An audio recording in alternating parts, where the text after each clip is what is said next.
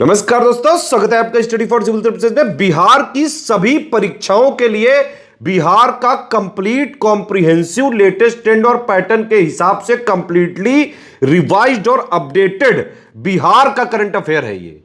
इसमें बिहार की गवर्नमेंट की जितनी भी ऑथेंटिक और जेन्युइन साइट्स हैं, बिहार की गवर्नमेंट की रिपोर्ट्स हैं, बिहार के सभी न्यूज़पेपर्स और प्लस बिहार की सरकार की जितनी भी जो रिपोर्ट्स है, एक्ट्स है, प्लस बिहार के जो लेटेस्ट अपडेट्स होते हैं ऑथेंटिक जेन्युइन गवर्नमेंट साइट से, और जिसको बीपीएससी और बिहार के सभी आयोग भी मानते हैं, उससे डेटा लाया गया है। ये कंप्लीटली बिहार का पूरा जो है करंट अफेयर का निचोड़ होता है, इसमें सार है ये।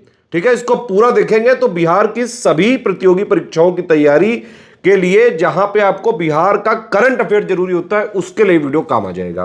बीपीएससी के लिए काम आ सकता है, बिहार एसआई के लिए काम आ सकता है, बिहार टीचर के लिए काम आ सकता है, प्लस बिहार की सभी कॉम्पिटेटिव एग्जाम के लिए जहां जहां बिहार का करंट अफेयर पूछा जा सकता है।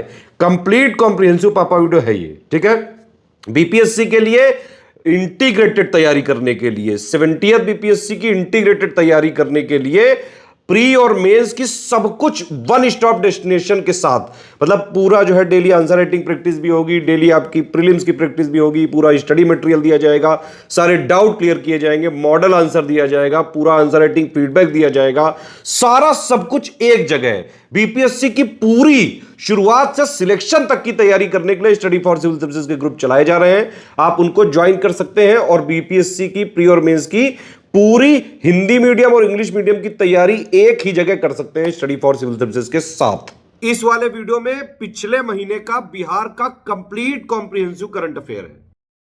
बिहार का करंट अफेयर कवर करेंगे सितंबर मंथ 2025 का।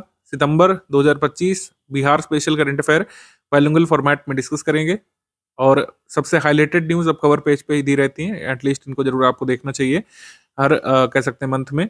और 72वीं बीपीएससी पीटी परीक्षा के लिए जिनको तैयारी करनी है, आप इन गिवन नंबर्स पर किसी भी एक पर कॉल करके व्हाट्सएप मैसेज करके अधिक जानकारी जुटा सकते हैं और हमारे पेड बैच में ज्वाइन करके 72वीं बीपीएससी पीटी परीक्षा की संपूर्ण तैयारी एक ही जगह पर कर सकते हैं। एग्रीमेंट सेक्शन, पहला सेक्शन होता है national institute of fashion technology NIFT Patna और एमओयू हुआ है Aditya Birla fashion and retail limited के बीच, और ये टेक्सटाइल मिनिस्टर की मौजूदगी में हुआ था। Union textile minister Shri Giriraj Singh की मौजूदगी में एग्रीमेंट साइन किया गया था। इसमें बिहार के रूरल वुमेन को एम्प्लॉयमेंट अपॉर्चुनिटीज प्रदान करने के लिए उनको इंडस्ट्री स्किल सिखाई जाएंगी Aditya Birla fashion and retail limited के द्वारा। ये है कुल मिलाकर समझौता। अपॉइंटमेंट सेक्शन पे आ जाते हैं तो न्यायमूर्ति पीवी बजंत्री जो अगस्त तक कार्यवाहक मुख्य न्यायाधीश बन गए थे पटना हाई कोर्ट के, ये परमानेंट मुख्य न्यायाधीश बन गए हैं पटना हाई कोर्ट के। पीवी बजंत्री को शपथ दिलाई थी जो है गवर्नर आरिफ मोहम्मद खान ने, बिहार के गवर्नर आरिफ मोहम्मद खान ने। अवार्ड एंड ऑनर पे आ जाते हैं 35वीं राष्ट्रीय युवा संसद प्रतियोगिता में रीजनल अवार्ड मिला था पीएम श्री केंद्रीय विद्यालय जमालपुर पटना रीजन में जो पड़ता है, इसे मिला था।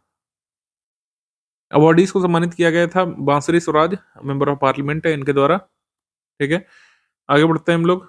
स्कॉच पुरस्कार स्कॉच ग्रुप के द्वारा दिया जाता है। इसमें स्वर्ण पुरस्कार मिला था डिपार्टमेंट ऑफ लेबर रिसोर्सेस यानी कि श्रम संसाधन विभाग जो बिहार सरकार का है उसे मिला है कौशल विकास की श्रेणी में। और स्वर्ण पुरस्कार कृषि विभाग बिहार सरकार को जो है कृषि के लिए कृषि श्रेणी में मिला है।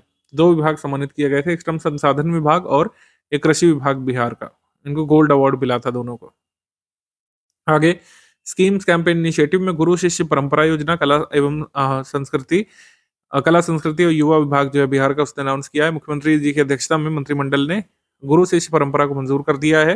वर्ष 2025-26 में 1,11,60,000 रुपये बजट भी स्वीकृत हो गया है।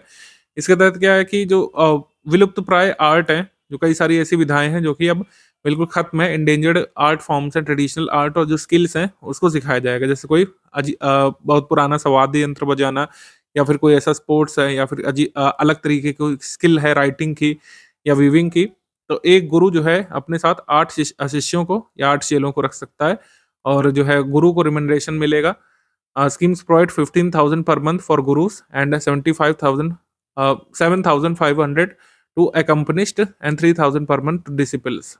तो जो ऐसे ट्रेडिशनल आर्ट फॉर्म के जो कह सकते हैं शागिर्द बनेंगे उनको 3,000 रुपये महीना मिलेगा और जो ऐसा गुरु जो सिखाएगा उसको 15,000 रुपये महीने तक मिलेगा। गुरु की आयु जो है 50 साल या उससे ज़्यादा होनी चाहिए, ऐसे कह सकते हैं बेनिफिट प्राप्त करने के लिए। तो 2 साल की ट्रेनिंग तक के लिए ये भत्ता राज्य सरकार देगी, जिससे जो पुराने आर्ट फॉर्म्स हैं वो बिहार में खत्म ना हो जाए, विलुप्त प्राय तो है ही, खत्म ना हो जाए पूरी तरीके। मुख्यमंत्री निश्चय स्वयं सहायता भत्ता योजना, एक्सटेंशन ऑफ चीफ मिनिस्टर जो है अ, निश्चय स्वयं सहायता भत्ता योजना, तो चीफ मिनिस्टर निश्चय सेल्फ हेल्प ग्रुप स्कीम जो है इसको एक्सटेंड किया गया है, यानी कि इसके बेनिफिट का दायरा बढ़ा दिया गया है। तो निश्चय स्कीम के तहत में पहले क्या होता था, केवल इंटरमीडिएट पास युवाओं को ये मिलता था। इस स्वयं सहायता स्कीम में निश्चय योजना के तहत इंटरमीडिएट पास लोगों को भत्ता मिलता था, लेकिन अब जो ग्रेजुएट हैं, आर्ट से, साइंस से और कॉमर्स स्ट्रीम से जो ग्रेजुएट हैं, जो आगे पढ़ाई नहीं कर रहे हैं, नौकरी ढूंढ रहे हैं, उनको यहाँ पर 2 साल तक के लिए 1,000 रुपये महीना मिलेगा। 20 से 25 साल के लोग यहाँ पर एनरोल कर सकते हैं, जो किसी अन्य एजुकेशनल इंस्टीट्यूट में नहीं अब पढ़ रहे हैं, ठीक है? और जो एक्टिवली एम्प्लॉयमेंट सर्च कर रहे हैं, वही लोग एलिजिबल होंगे। यानी जो जॉब सर्च कर रहे हैं, उनको 2 साल तक के लिए 1,000 रुपये महीना जॉब ढूँढने के लिए सहायता के रूप में बिहार सरकार देगी। तो मुख्यमंत्री निश्चय स्वयं सहायता भत्ता योजना में पहले इंटरमीडिएट के लोगों को मिलता था, लेकिन अब भत्ता मिलेगा यहाँ पर जो है ग्रेजुएट्स को भी। आगे बढ़ते हैं स्पोर्ट्स करंट अफेयर में। पुरुष hockey Asia cup, men's hockey Asia cup, ये 12वां संस्करण था। इसके बारे में थोड़ा डिस्कस भी किया था कि इसका शुभंकर चांद और अंतर्राष्ट्रीय हॉकी महासंघ और एशिया हॉकी महासंघ इसके आयोजन करता संगठन थे। 8 टीमों ने पार्टिसिपेट किया था। सुरक्षा चिंताओं के कारण पाकिस्तान इस टूर्नामेंट से पीछे हट गया था, तो बांग्लादेश ने इसमें पार्टिसिपेट किया था, और वित्तीय मुद्दों के कारण ओमान पीछे हट गया था, जिसकी वजह से कजाकिस्तान शामिल हुआ था। विजेता इस टूर्नामेंट का रहा था भारत। कप्तान जिसके हरमनप्रीत सिंह है, चौथी बार ये एशिया हॉकी कप जीता है। एशिया पुरुष हॉकी कप को विजेता भारत, इन्होंने दक्षिण कोरिया को फाइनल में हराया था। तृतीय स्थान मिला था मलेशिया को। तो ये आप इतनी बातें ध्यान रख सकते हैं। Winner India, captain Harmanpreet Singh, चौथी बार भारत ने जीता FIH men's hockey world cup. South Korea को फाइनल में हराया था, और रनर अप यहाँ पर साउथ कोरिया, थर्ड प्लेस पर मलेशिया रहा था। मलेशिया बिहार की पहली विमेन FIDE ये मास्टर बनी थी मुजफ्फरपुर की Mariam Fatima first FIDE master ये चुनी गई थी सितंबर 2025 में। FIDE मास्टर बनने के लिए प्लेयर को FIDE रेटिंग में 2100 प्लस यहाँ पर रेटिंग स्कोर करनी होती है। तो मरियम फातिमा ने अवार्ड मतलब एक कह सकते हैं एक तरीके का ये अचीवमेंट हासिल कर लिया था, ठीक है। तो India first women grand master कौन थी? सुब्बरमन विजय लक्ष्मी, ये बनी थी 2001 में, और ये मरियम फातिमा बिहार की पहली है, ठीक है। मुजफ्फरपुर से, ध्यान रखिएगा। 12वीं विश्व para athletics championship, world para athletics championship नई दिल्ली में इसका आयोजन हुआ था, और भारत इस प्रतिष्ठित चैंपियनशिप की मेजबानी करने वाला साउथ एशिया का पहला देश बन गया था। इसका शुभंकर था विराज, इसका मैस्कॉट था Viraj. A young elephant equipped with artificial blades. Top 2 country in medal tally, Brazil first पर, चाइना सेकंड पर। Brazil China. इंडिया जो है ये 10th नंबर पर था मेडल टैली में। इंडिया 10th पर। टोटल इंडिया के मेडल 22, और जो शैलेश कुमार जो जमुई डिस्ट्रिक्ट बिहार से हैं, इन्होंने इंडिया को फर्स्ट गोल्ड दिलाया था यहाँ पर जो है जंप कैटेगरी में। T42 हाई जंप इवेंट में शैलेश कुमार ने, जो जमुई से हैं, इन्होंने भारत को पहला गोल्ड मेडल दिलाया था इस टूर्नामेंट का। World para athletics championship Delhi में हुई थी। इंडिया मेडल टैली में 10वें स्थान पर रहा था, 10th पर। समिट सेक्शन पर आ जाएंगे। National summit on technical textiles and विकसित भारत, पटना में इसका आयोजन किया गया था। इस सम्मेलन को केंद्रीय कपड़ा मंत्री श्री गिरिराज सिंह, केंद्रीय कपड़ा राज्य मंत्री पवित्रा मार्गरीटा और बिहार के ग्रामीण विकास मंत्री श्रवण कुमार ने संबोधित किया था। पटना में इसका आयोजन हुआ था। PM विश्वकर्मा और राष्ट्रीय SC/ST हब मेगा कॉन्क्लेव ये बोधगया बिहार में हुई थी। कार्यक्रम की अध्यक्षता किसने की थी? जीतन राम मांझी। और चीफ गेस्ट थे जो है minister of state for MSME miss Shobha Karandlaje. पूर्वी एशिया शिखर सम्मेलन नालंदा बिहार में जो है, ईस्ट एशिया समिट जो है ये नालंदा यूनिवर्सिटी बिहार में हुआ था सितंबर में। Summit was attended by 35 heads of higher education institutions from ASEAN countries. आगे बढ़ेंगे। कांग्रेस कार्य समिति की बैठक ये पटना में हुई थी। First Congress working committee meeting since independence, मतलब आज़ादी के बाद कांग्रेस की वर्किंग कमेटी की बैठक पटना में ये हुई थी पहली बार, जो है सदाकत आश्रम पटना में सितंबर 24 2025 को। मल्लिकार्जुन खड़गे और पार्टी के कह सकते हैं राहुल गांधी ने पार्टिसिपेट किया था इसमें। मेला महोत्सव में उन्मेष अंतर्राष्ट्रीय साहित्य महोत्सव, उन्मेष अंतर्राष्ट्रीय साहित्य महोत्सव में 16 देशों के 550 से अधिक डेलीगेट्स ने भाग लिया था और 100 भाषाओं का प्रतिनिधित्व यहाँ पे देखा गया था। एक लिटरेरी फेस्टिवल था, इसका उद्घाटन किया था आरिफ मोहम्मद खान, गवर्नर ऑफ बिहार ने। Inaugurated by Shri Arif Mohammad Khan, governor of Bihar. Ranks report index पे आ जाएंगे तो इंस्पायर अवार्ड 2025 में डिस्ट्रिक्ट वाइज रैंकिंग आई थी कि जितने जितने बच्चों ने पार्टिसिपेट किया, तो मुजफ्फरपुर यहाँ पे टॉप पर था, सूची में शामिल शीर्ष 10 जिले, मुजफ्फरपुर यहाँ पर टॉप पर था। छठे पर वैशाली, तो ये ध्यान रख सकते हैं। Air quality live index report AQLI की रिपोर्ट आई थी energy policy institute university of Chicago के द्वारा। तो इसमें कहा गया था कि वायु प्रदूषण भारत की सबसे गंभीर स्वास्थ्य चुनौतियों में से एक है और जिससे भारत की जो लाइफ एक्सपेक्टेंसी है वो 3.5 वर्ष तक घट रही है। भारत की पूरी आबादी ऐसे क्षेत्रों में रहती है जहाँ पर PM 2.5 का स्तर WHO की सुरक्षित सीमा से काफ़ी अधिक है। तो उत्तरी भारत में वायु प्रदूषण सबसे अधिक है, खासकर दिल्ली NCR रीजन में, जहाँ पर जीवन प्रत्याशा 8.2 साल तक कम हो जाती है। और बिहार में कितनी कम हो जाती है? बिहार में 5.6 वर्ष तक ये भारत मतलब लोगों की जीवन प्रत्याशा कम हो जाती है एयर पोल्यूशन की वजह से। सैंपल रजिस्ट्रेशन सिस्टम्स या SRS पर जो भारत की मात्र मृत्यु दर पर जो विशेष बुलेटिन जारी की गई थी office of registrar general ministry of home affairs के द्वारा, तो बिहार की MMR कितनी है? 104 है, ध्यान रखिएगा। बिहार का MMR भारत के एवरेज से ज़्यादा है, भारत का एवरेज 88, बिहार का 104 है। MMR मैटरनल मोर्टेलिटी रेशियो 104 है। एप्स एंड पोर्टल सेक्शन पे आ जाते हैं। कपास किसान app union textile minister Shri Giriraj Singh, जो बेगूसराय लोकसभा कॉन्स्टिट्यूंसी बिहार से सांसद हैं, इन्होंने जारी किया था। यह ऐप किसानों को अपना पंजीकरण करने, स्लॉट बुकिंग करने और भुगतान की स्थिति का पता लगाने की सुविधा प्रदान करेगा।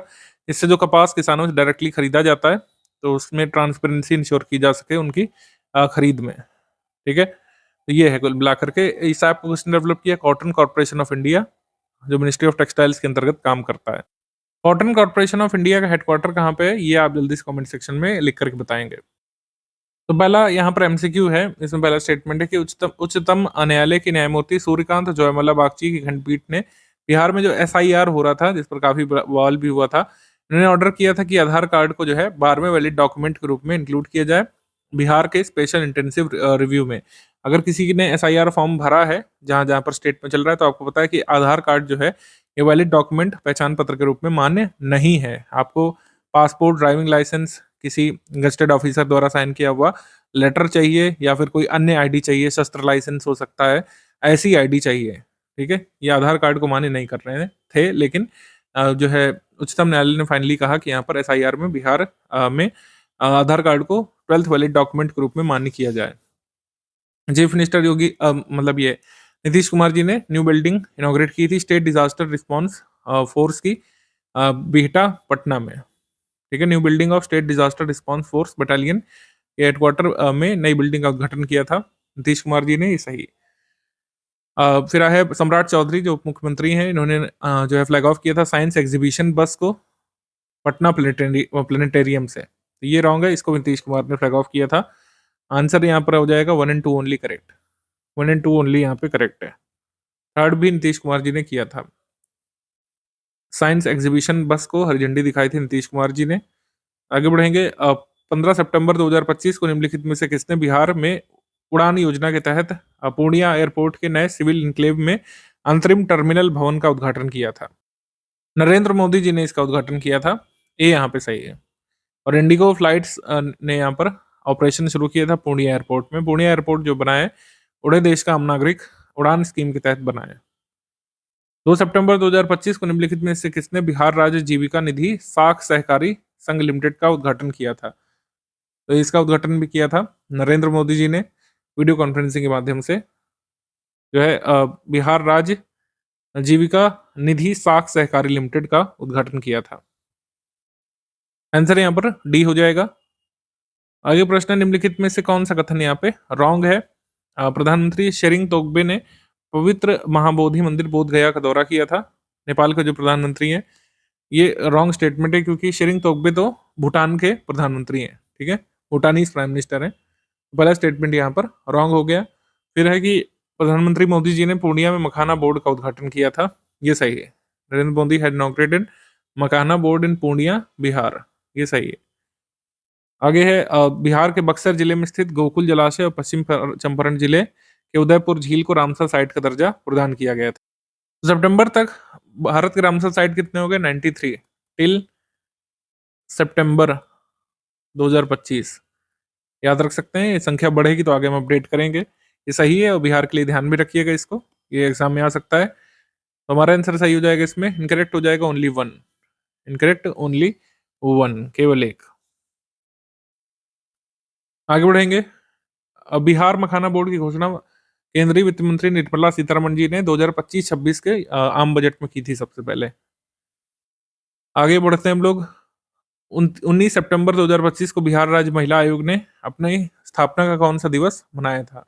मतलब कौन सा foundation day Bihar state women's commission ने सेलिब्रेट किया था? 24वां, ठीक है, 24वां, सी यहाँ पे सही है, सी। बिहार राज्य महिला आयोग की अध्यक्ष इस समय कौन है? अप्सरा मिश्रा, अप्सरा मिश्रा है, ध्यान रखिएगा। आगे बढ़ते हैं हम लोग। बिहार में कितनी रामसर साइट हो गए? बिहार में रामसर साइट कुल मिलाकर 5 हो गए थे, ध्यान रखिएगा, 5। 15 सितंबर 2025 को नरेंद्र मोदी जी ने बिहार के किस जिले में 10 करोड़ रुपए की लागत से निर्मित सेक्स सॉर्टेड सीमेंट सुविधा का उद्घाटन किया था? राष्ट्रीय गोकुल मिशन स्कीम के इम्प्लीमेंटेशन में department of animal husbandry and dairying, ministry of fisheries animal husbandry and dairying ने इसको एस्टेब्लिश किया है, sex sorted semen facility Purnia में। पूर्णिया में, बी सही है, बी। 10 सितंबर को आर्थिक मामलों की कैबिनेट समिति ने Buxar Bhagalpur high speed corridor Bihar के 4 lane greenfield access control Mokama Munger खंड के निर्माण को मंजूरी दे दी है। तो पहला कथन यहाँ पे सही है हमारे हिसाब से, इसका नाम ध्यान रखिएगा। और ये 4 लेन का ग्रीनफील्ड एक्सेस कंट्रोल ये सेक्शन होगा, मतलब ये हाई स्पीड कॉरिडोर होगा, Buxar Bhagalpur high speed corridor. ये कितने जिलों को जोड़ेगा ये ध्यान रखना है। जैसे ये 82.4 किलोमीटर लंबा होगा और 4 लेन का ग्रीनफील्ड एक्सेस कंट्रोल रोड होगा। मुकामा, बड़हिया, लखीसराय, जमालपुर और मुंगेर को एक कनेक्ट करने वाला है कुल मिलाकर के। पहला कथन सही है। केंद्र सरकार ने बिहार के लहरियागंज गांव को राज्य का पहला क्राफ्ट विलेज घोषित किया है, ये रॉन्ग है, ये नाम नहीं है। बिहार का जो पहला क्राफ्ट विलेज घोषित हुआ है वो जितवारपुर विलेज है, मधुबनी डिस्ट्रिक्ट का। स्टेट का पहला क्राफ्ट विलेज है, पहला क्राफ्ट विलेज है। भारत सरकार के वस्त्र मंत्रालय के सचिव की अध्यक्षता वाली कमेटी ने इसकी मंजूरी दी है। क्राफ्ट विलेज के तहत गांव की सड़क, मकान, तालाब आदि का सौंदर्यीकरण किया जाता है केंद्र सरकार की तरफ से। तो ये है जितवारपुर विलेज मधुबनी से, जितवारपुर विलेज मधुबनी से पहला क्राफ्ट विलेज बना है बिहार का। आगे है cabinet committee of economic affairs ने अप्रूव किया doubling of Bakhtiyarpur Rajgir Tilaiya single railway line section in Bihar, ये सही है। तो हमारा आंसर क्या हो जाएगा इसमें? 1 and 3 only correct, 1 and 3 only correct, D, 1 and 3 only. आगे बढ़ते हैं कि 23 सितंबर 2025 को रामधारी सिंह दिनकर की कौन सी जयंती मनाई गई थी? 117वीं जयंती इनकी मनाई गई थी और इनका जन्म हुआ था सिमरिया विलेज, बेगूसराय, बिहार में 1908 में, सिमरिया में, सी सही है। आगे प्रधानमंत्री स्मृति चिन्ह ई नीलामी के 7वें संस्करण में बिहार की कितनी लोक कलाओं का प्रदर्शन किया गया था? बिहार की 40 लोक कलाओं का प्रदर्शन किया गया था, A40, ठीक है। आगे है कि सितंबर 2025 में बिहार कैबिनेट ने मुजफ्फरपुर में किस नदी पर 814 करोड़ रुपए की लागत से बनने वाले उच्च स्तरीय पुल परियोजना को मंजूरी दी थी? तो मुजफ्फरपुर में जो है बागमती के ऊपर ये पुल बनेगा, बागमती रिवर के ऊपर, बी सही है। बागमती रिवर जो है किस नदी की सहायक नदी है, ये आप जल्दी से कमेंट सेक्शन में लिख करके बताइए।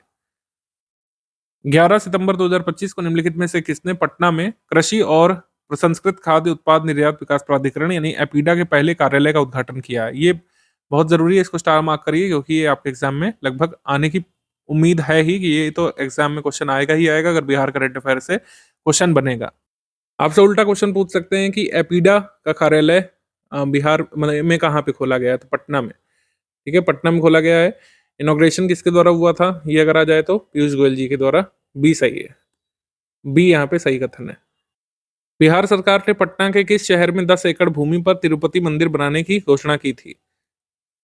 तो पटना के मोकामा में बनाया जाएगा ये बालाजी का मंदिर, तिरुपति बालाजी का मंदिर ये बनाया जाएगा। तिरुमाला तिरुपति देवस्थानम आंध्र प्रदेश जो है जो ट्रस्ट है इनके साथ समझौता किया था बिहार सरकार ने इसके लिए, और बिहार गवर्नमेंट ने अप्रूव कर दिया था 10.11 एकड़ के एकड़ लैंड का जो है सांस्कृतिक, धार्मिक और पर्यटकीय स्थल के निर्माण के लिए पथ निर्माण विभाग की 10.11 एकड़ भूमि को पर्यटन विभाग को निःशुल्क हस्तांतरण करने की स्वीकृति भी दे दी थी। ये बनेगा पटना के मुकामा के पास।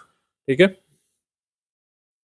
2025 को 21 सितंबर को निम्नलिखित में से किसने पटना के राजेंद्र नगर में APJ Abdul Kalam science city का उद्घाटन किया था? मुख्यमंत्री नीतीश कुमार जी ने। ए यहाँ पे सही है। ए नीतीश कुमार जी। ए। आगे बढ़ेंगे। निम्नलिखित में से कौन सा कथन सही है? आर्थिक मामलों की मंत्रिमंडलीय समिति ने बिहार में NH 139W के साहिबगंज और अरेराज बेतिया खंड के 4 लेन का बनाने के प्रस्ताव को जो है मंजूरी दे दी थी। ये सही। राष्ट्रपति द्रौपदी मुर्मू जी ने बिहार के गया जी में स्थित विष्णुपद मंदिर का दौरा किया था। ये भी सही।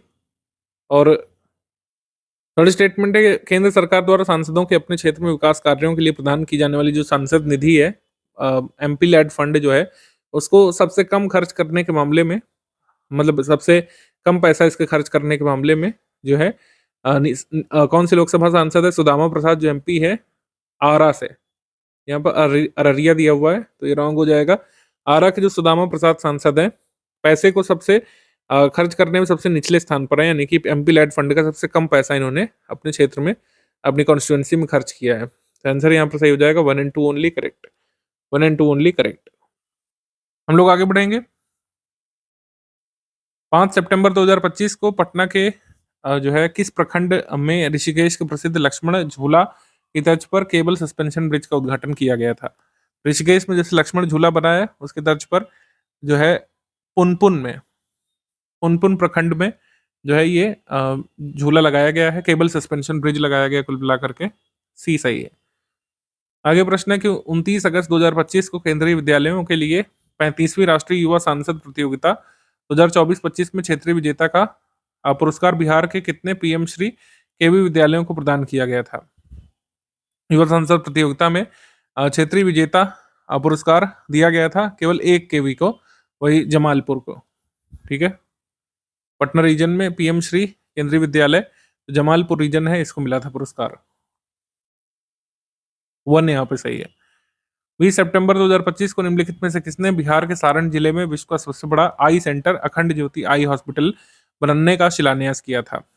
फाउंडेशन स्टोन रखा गया था सम्राट चौधरी के द्वारा। अखंड ज्योति आई हॉस्पिटल बनेगा यहाँ पे। बी सही है। सारण में बनेगा। सम्राट चौधरी जी ने इसका शिलान्यास किया था। 2027 तक ही रेडी होगा। आगे है, निम्नलिखित में से कौन सा स्टेटमेंट यहाँ पे रॉन्ग है? पहला है कि पटना जू जो है इनके पास 15 राइनो है और ये फर्स्ट है जू है देश में ऐसा जो है अ, देश में पहले स्थान पर है गेंडों की संख्या के मामले में। इसके पास 10 राइनो है, मतलब 15 राइनो है। तो राइनो की संख्या के मामले में फर्स्ट पर तो है, लेकिन पटना के पास इतने राइनो नहीं है, 10 राइनो है कुल मिला करके। 10 राइनो है और ये फर्स्ट जू है कंट्री में। वर्ल्ड राइनो डे के दिन ये चर्चा में आया था। आगे है कि बिहार ने साइबर अपराधों की रोकथाम के लिए डिजिटल सुरक्षा को सुदृढ़ बनाने के उद्देश्य से राज्य पुलिस की आर्थिक अपराध इकाई के अंतर्गत एक विशेष सुरक्षा प्रकोष्ठ का गठन किया था। ये सही है।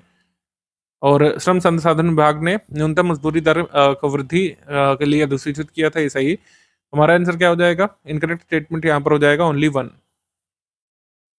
वन। यहाँ पे सही है। न्यूनतम मजदूरी दर है कितनी, ये एक्चुअली में आपको याद रखने की जरूरत नहीं है। मुख्यमंत्री महिला रोजगार योजना के तहत 10,000 रुपए की पहली किस्त कब जारी की गई थी? ये जारी की गई थी 26 सितंबर को। 26 सितंबर 2025 को। मुख्यमंत्री महिला रोजगार योजना 29 अगस्त से शुरू की गई है और इसमें 10,000 रुपए कोई छोटा रोजगार शुरू करने के लिए सेल्फ हेल्प ग्रुप से जुड़ी महिला को दिया जाएगा और बाद में उनके व्यापार को देखते हुए, व्यापार की ग्रोथ वगैरह को देखते हुए उनको 2 लाख रुपए तक का लोन दिया जा सकता है कम ब्याज की दर पर। और जो कंपल्सरी चीज़ है वो क्या है कि उनको सेल्फ हेल्प ग्रुप में रजिस्टर्ड होना अनिवार्य है। इस योजना का लाभ लेने के लिए कंपल्सरी स्किल ट्रेनिंग ज़रूर होगी। जिस रोजगार के लिए आपने लोन लिया, उसकी स्किल ट्रेनिंग कराई जाएगी। तो ये है मुख्यमंत्री महिला रोजगार योजना। छोटा रोजगार शुरू करने के लिए सेल्फ हेल्प ग्रुप की वुमेन को सपोर्ट किया जाएगा। पहले 10,000 रुपए से और फिर उनके रोजगार को बढ़ता देख करके लोन की राशि एक्सटेंड की जा सकती है। ठीक है? 18 वर्ष से 60 वर्ष की महिलाओं को योजना का लाभ मिल सकता है। सितंबर 2025 में नेपाल सरकार के खिलाफ जो प्रदर्शन हो रहे थे उसके चलते बिहार सरकार ने कितने जिलों के बॉर्डर सील किए थे? 7 जिलों के बॉर्डर उस समय सील किए गए थे। आपको लग रहा होगा ये कैसी बेहुदा न्यूज़ है, लेकिन आपको पता है कि बीपीएससी में इस तरीके की न्यूज़ भी पूछी जा सकती है। आगे है कि वर्ष 2024-25 में 71.05 लाख हेक्टेयर क्षेत्रफल में कुल रिकॉर्ड कितना उत्पादन हुआ था खाद्यान्न का बिहार में 2024-25 वर्ष में? रिकॉर्ड उत्पादन दर्ज किया गया था 249.21 लाख टन का। याद रखना आसान है। 250 से थोड़ा कम 249.21 लाख टन का उत्पादन हुआ था खाद्यान्न का। कोल इंडिया लिमिटेड बिहार के पश्चिमी चंपारण जिले में कितने मेगावाट से सोलर बिजली घर बनाएगा? तो कितने मेगावाट कैपेसिटी का सोलर बिजली घर बनाया जाएगा? 500 मेगावाट कैपेसिटी का। बी यहाँ पे सही है। 500 मेगावाट्स का बी।